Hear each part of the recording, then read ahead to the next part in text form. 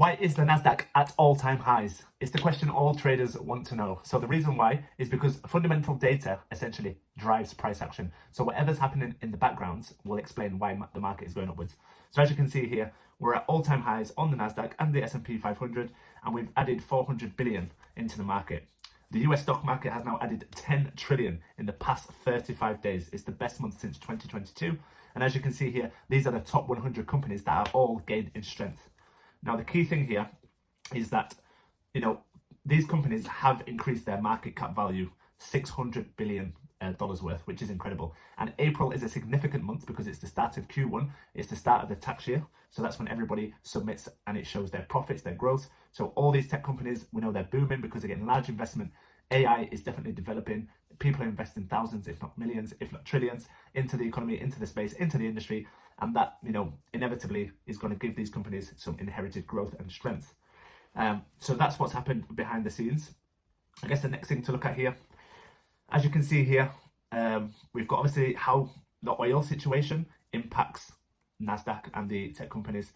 I guess the key thing to note here is the job opening reports kind of confirm that there's a robust labour market in the US at the moment, along with the PMI service report.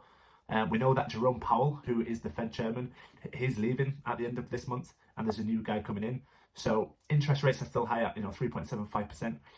The Fed are still hawkish, but there's reports here that there's Intel surged 14%, that its main producers of Apple devices. Also, Amazon gained fresh additions to logistics and distribution. So it just shows that these companies are growing. They are growing and expanding, which is good for GDP, it's good for the economy, it's good for the US, and ultimately it's good for the Nasdaq, which explains all this bullish momentum.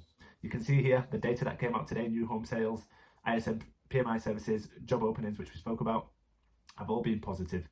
The only one that is kind of negative is that on trading economics, you can see here it says, we have gained 15% over the last 12 months. It's rose by 41%. Looking ahead, we forecast that the US 100 top tech companies, it should be priced in at around $27,000. And by the end of the quarter, it should be at $25,000 by the end of the year. So if we're at $28,000 at the moment, it's showing you that it might be overvalued, and we could start to see some potential pullbacks as rebalancing the market. However, overall, we're bullish on the Nasdaq until we see signs of a bearish market. Like, follow, favorite, ask me anything in the comment section. If you want to join my free community, comment start and I'll get back to you with the link. It's all for free.